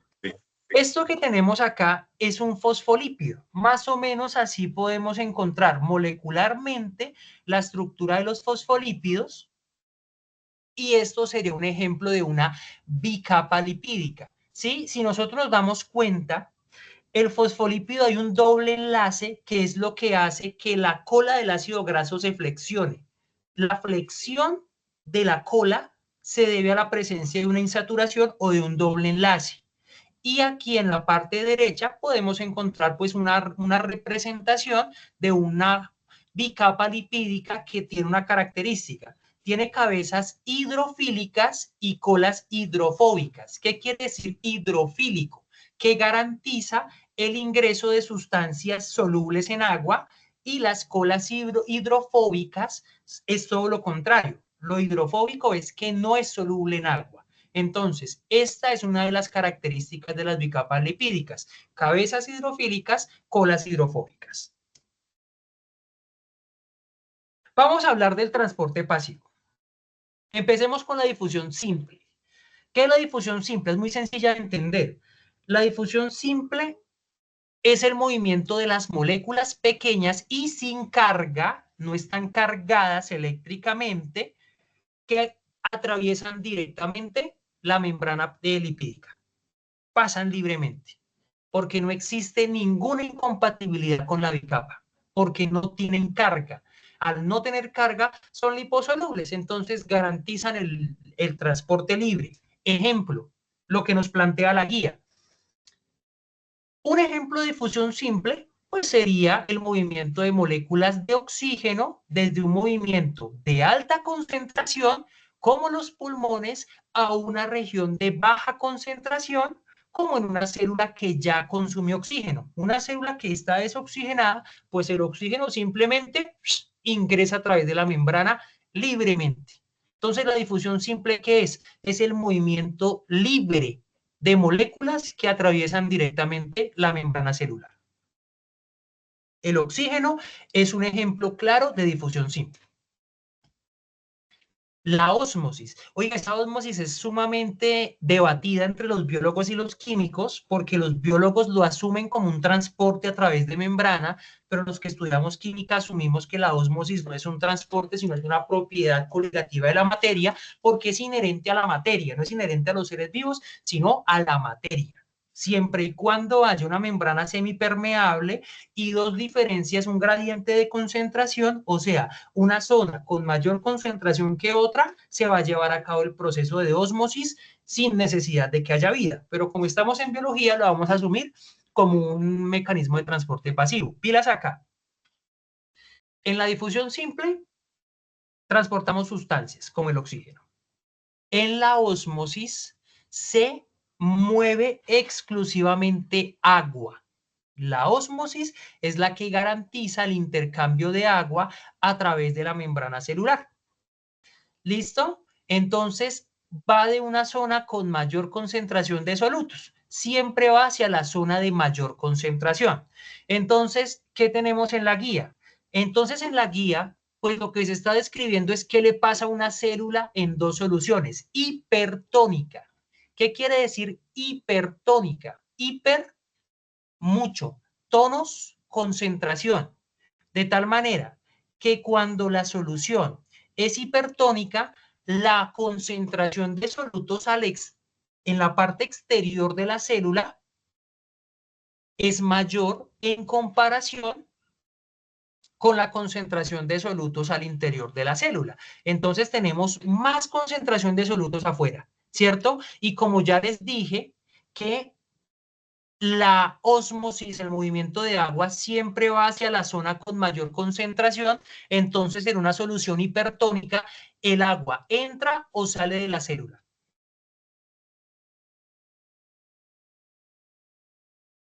Entra a la célula.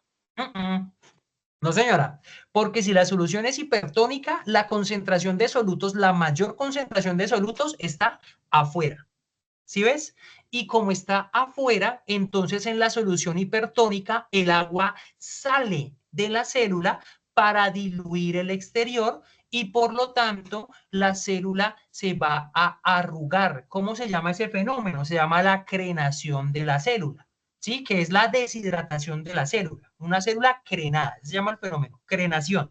Cuando usted coge los glóbulos rojos y le agrega una elevada concentración de sal o de glucosa, lo está sometiendo a una solución hipertónica y eso va a generar la deshidratación de la célula porque sale agua de la célula para el medio de mayor concentración. Eso lo van a ver en el laboratorio de biología. De hecho, hago la cuña, los que están en Fusagasugá, el día domingo tenemos laboratorio en Arbeláez. Ahora, si la solución es hipotónica, si hipertónica era que la concentración de solutos era mayor afuera, adivinen qué va a pasar con las soluciones hipotónicas. Pues allí sería entonces lo contrario. Ahí sí es lo contrario. Entonces, la concentración de solutos es menor afuera de la célula, por lo tanto, el agua que sale o entra. Entra. Entra a la célula y la hidrata. Va a ingresar agua a la célula y la célula se va a hinchar. Ese proceso se llama hemólisis. Cuando la célula se hincha, explota. ¡Pah!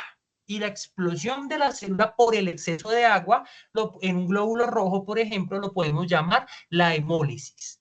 ¿Listo? ¿Y qué será una solución isotónica?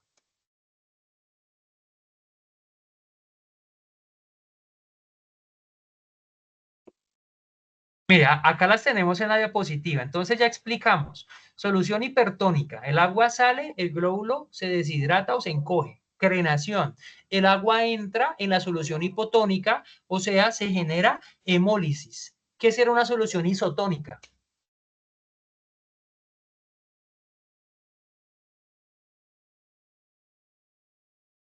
¿Ni idea? Entra y sale.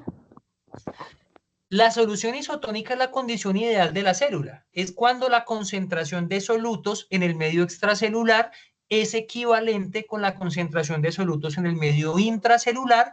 Por lo tanto, no hay una alteración de la fisiología, de la forma, más bien de la forma de la célula. Por eso es que a las bebidas hidratantes se les llaman soluciones isotónicas. ¿Sí? Cuando se toma un Pedialyte, está tomando una solución isotónica, porque garantiza un equilibrio en el flujo de agua dentro de las células, porque está equilibrando la concentración de solutos. ¿Listo? ¿Logramos entender osmosis y difusión simple? Sí, señor. Listo. Sí, señor. Vamos ahora a hablar de la difusión facilitada, que es un fenómeno un poco más complejo. La difusión facilitada es otro tipo de transporte pasivo. Pero ¿qué lo caracteriza? Que acá las sustancias no entran ni salen libremente de la célula, sino que ingresan o salen con ayuda de una serie de proteínas que facilitan el transporte de la célula. ¿Por qué pasa eso? Porque no todas las sustancias pueden atravesar la membrana celular por sí solas, por diferentes razones, o porque son muy grandes, o porque tienen carga eléctrica como los iones, o porque no son solubles en lípidos, o sea, no son sustancias liposolubles. Entonces, como es un transporte pasivo, la difusión facilitada siempre va a ocurrir a favor del gradiente de concentración, o sea, desde el área de mayor concentración hacia un área de menor concentración. ¿Cómo pasan entonces estas sustancias? Con ayuda de proteínas de transporte que están inmersas dentro de la proteína, dentro de la membrana celular. Existen dos tipos de transporte pasivo. Está la proteína por canal, que forma como un túnel, como un poro a través de la membrana celular, que facilita el paso de iones específicos. Y existe también la proteína transportadora o los carriers. ¿Qué es eso? Se acoplan a la sustancia, son proteínas que se acoplan a la sustancia que van a transportar. Por ejemplo, la glucosa se transporta por difusión facilitada y permite el ingreso de la sustancia. Entonces, la difusión facilitada ocurre de dos maneras, o por canal o por proteína transportadora. Ejemplo de la guía. ¿Qué tenemos dentro de la guía? Ahí se está describiendo el transporte de glucosa. Ya sabemos que la glucosa es fundamental para la producción de energía.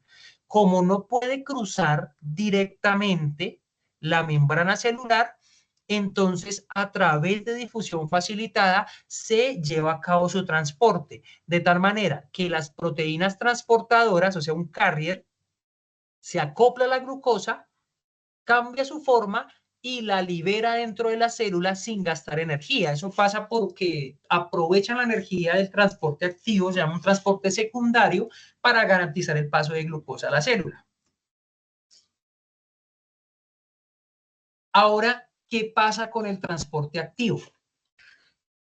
El transporte activo ya sabemos que es el proceso mediante el cual algunas sustancias van a moverse a través de la célula porque ocurre en contra del gradiente de concentración. Sí, así como el Transmilenio. Como cuando usted se va a meter un Transmilenio. Entonces, ese transporte activo ocurre con gasto de energía, o sea, necesitamos ATP. Y esto es fundamental, el transporte activo es muy importante porque la célula en algunos casos también necesita acumular una alta concentración de sustancias en su interior o por el contrario necesita sacar, ¿sí? Y también la membrana celular necesita garantizar el desbalance electroquímico porque necesita tener carga dentro de la célula para garantizar el intercambio de sustancias. Entonces, por ejemplo, acá tenemos pues una representación de un transporte activo. Entonces, ya sabemos que en el transporte activo se va a utilizar energía para mover moléculas a través de la membrana celular y en contra del gradiente, utilizando una proteína de transporte que en el caso del transporte activo se llaman bombas. Ejemplo, bomba sodio-potasio, garantiza el desbalance electroquímico de las células.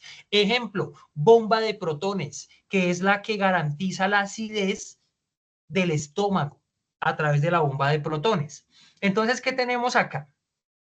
Una proteína de transporte que se está representando con color azul. Entonces, tiene aquí un sitio donde se está enlazando, donde se está enlazando ATP, que es la llave, pues la que le garantiza, acá se enlaza el ATP, que es lo que garantiza la energía, y tenemos un sitio donde se va a reconocer la molécula que se va a transportar. Ejemplo, esta es una bomba que va a transportar iones de calcio, entonces tiene como la llavecita que acopla el ATP, que es la que va a garantizar la energía, y tenemos aquí el sitio que reconoce la sustancia que va a ingresar. Entonces, si ustedes se dan cuenta, cuando la sustancia ingresa, se acopla el ATP. Si ven, acá tenemos poquito calcio, acá tenemos mucho calcio en contra de la gradiente de concentración. Se acopla el ATP, así como la maquinita, mete la moneda, entra el calcio, ingresa y el ATP se desdobla en ADP. El ADP, digamos que es como si ya fuera la moneda gastada, el adenosín difosfato, que necesita un nuevo grupo fosfato para convertirse en ATP. Conclusión, el transporte activo ocurre en contra de la gradiente de concentración, se lleva a cabo gracias a la acción de las bombas y necesita acoplamiento de moléculas de ATP para llevarse a cabo. ¿Qué se está planteando en la guía? En la guía nos plantean el ejemplo de la bomba sodio-potasio, que es un proceso de transporte activo que utiliza el ATP para mover los iones en contra de la gradiente de concentración.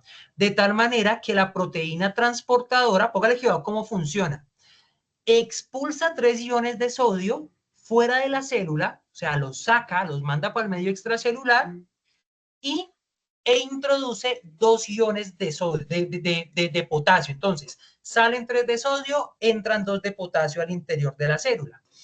Esta bomba, este bombeo de iones de sodio y de potasio es fundamental para mantener el desequilibrio iónico o electroquímico de la célula, porque la célula necesita mantener unas cargas para garantizar el intercambio de sustancias. Por ejemplo, este desequilibrio electroquímico es muy importante para la transmisión del impulso nervioso en las neuronas, de la axona a la dendrita. Ahí hay un desequilibrio electroquímico para garantizar la transmisión del impulso nervioso. Un proceso de pensamiento no es más que la transmisión de impulsos eléctricos. Los músculos es una transmisión de un impulso. Pa, pa, pa. Entonces, ahí tenemos bombas que garantizan ese desequilibrio electroquímico. Por último, vamos a hablar de la fagocitosis, que es un proceso donde las células del sistema inmunológico, por ejemplo los fagocitos, capturan y dirigen partículas muy grandes, ¿sí? Entonces, la fagocitosis es el proceso que utilizan algunas células especializadas para la ingestión o la salida de moléculas de gran tamaño. Por ejemplo, los fagocitos, los macrófagos, por ejemplo, de esa manera neutralizan microorganismos patógenos. Eliminan restos celulares o, por ejemplo, encapsulan material extraño que no necesariamente tiene que ser un material celular. Esta fagocitosis es muy importante para la defensa de los seres vivos, de los organismos, porque elimina patógenos y mantiene el organismo limpio, porque también encapsula sustancias que no necesita el organismo, ¿sí? Entonces, esa es una de las características de la fagocitosis. Entonces, por ejemplo, ahí podemos encontrar los macrófagos y los neutrófilos, que son células de defensa que capturan y destruyen bacterias que invaden al cuerpo, ¿sí? Entonces, los fagocitos reconocen las bacterias porque son agentes extraños a nuestro organismo, las engullen formando un fagosoma y luego las digieren dentro de los lisosomas de la célula. De esa manera se puede llevar a cabo la defensa del organismo cuando llegan algunas sustancias. Más o menos esto ocurre dentro de la fagocitosis. Existen dos tipos. Cuando salen sustancias del medio intracelular, se llama la exocitosis, la salida de sustancias a través de un fagosoma. Y el ingreso de sustancias de gran tamaño es la endocitosis. También existe un tipo específico que es la pinocitosis, que es con sustancias líquidas. La fagocitosis es con sólidos. La pinocitosis es con sustancias líquidas. Entonces, cuando tenemos, por ejemplo, la acción de los macrófagos o de los neutrófilos, es un ejemplo de endocitosis. ¿Sí? Ahí tenemos los fagocitos que están ingresando agentes dañinos a la célula para eliminarlos. Pero también tenemos, por ejemplo, la liberación de neurotransmisores a través de la exocitosis, ¿sí? En la sinapsis, que es el proceso donde se genera un estímulo nervioso, los neurotransmisores, por ejemplo, la dopamina o la serotonina, se liberan de una neurona hacia el espacio sináptico para transmitir los impulsos a través de la exocitosis. De tal manera que esas vesículas sinápticas, así se llaman, tienen los neurotransmisores, se fusionan con la membrana celular y los liberan al contenido extracelular. ¿Cómo pasa eso? Digamos que eso ocurre a través de tres pasos. Primero, tenemos el reconocimiento y la adherencia, de tal manera que la célula, en este caso el fagocito, reconoce la sustancia, se adhiere a esa partícula extraña porque tiene un poco de proteínas que actúan como receptores específicos en la membrana. Lo engulle porque la célula tiene la capacidad de modificar su forma, de formar una membrana para envolver la partícula, y eso me forma una vesícula, me forma un fagosoma. Lo introduce y lo digiere. Si ese fagosoma llega a los lisosomas de la célula, que son los encargados de la digestión, y ahí tenemos enzimas digestivas que destruyen la partícula, que capturaron. ¿Cómo se explica eso en la guía? Ahí se está describiendo cómo un macrófago ingiere una bacteria mediante endocitosis, o sea, ingresa. En ese proceso requerimos energía, porque es transporte activo.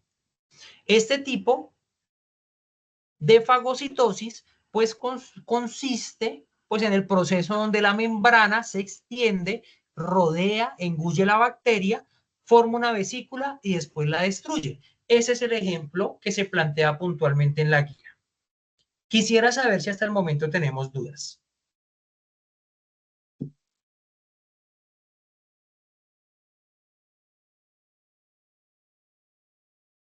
Profe, Saga, con esa información tenemos que completar el cuadro que está en la guía.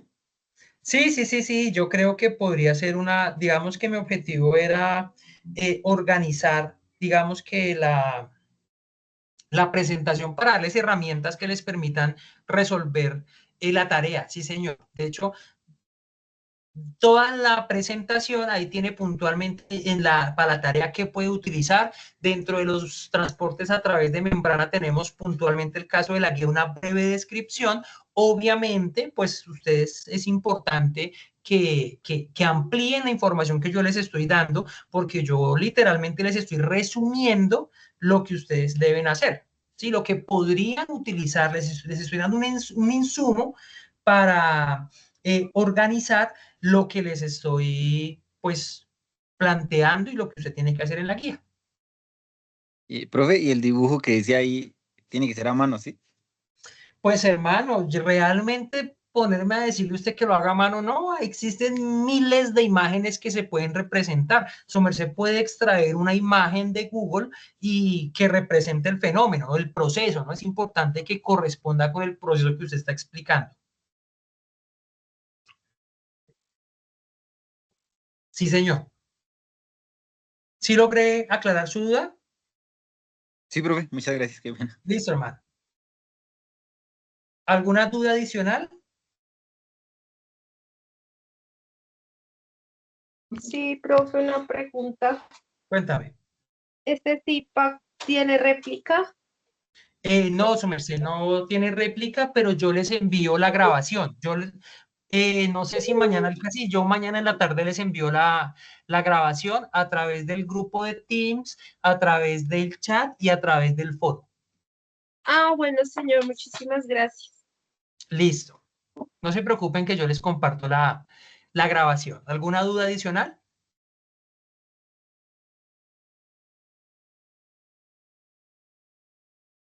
¿Dudas? ¿No hay más dudas? Bueno, pues si no hay más dudas, yo les agradezco enormemente la participación en estas IPAs.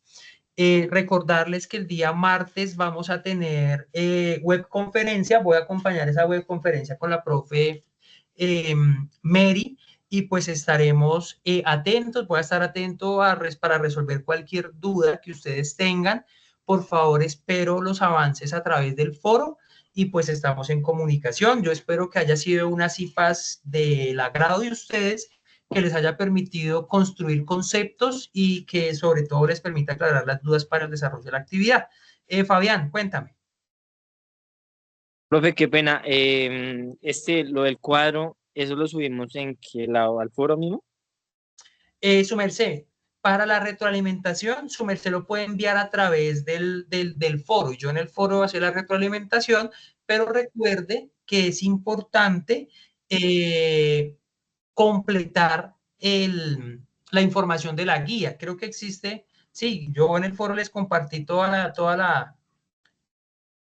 el, el formato para desarrollar la tarea. Entonces, me pueden enviar el cuadro a través del foro, yo con mucho gusto lo voy a retroalimentar, pero también es importante que lo compartan en el archivo, pues que se dispone para tal efecto.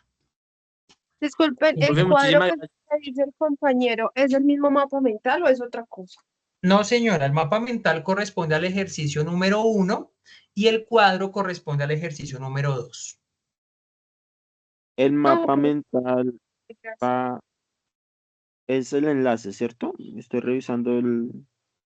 Pues hermano, si ustedes me envían el mapa mental, mejor, porque cuando me envían enlaces hay dificultades con el asunto del permiso que no me deja visualizar y pues realmente es importante que ustedes tengan en cuenta pues que yo tengo 90 estudiantes para retroalimentar y pues a veces se presentan dificultades cuando envían el enlace o si van a enviar el enlace, sí, por favor, solicitarles tener en cuenta el asunto del permiso que se necesita para la visualización.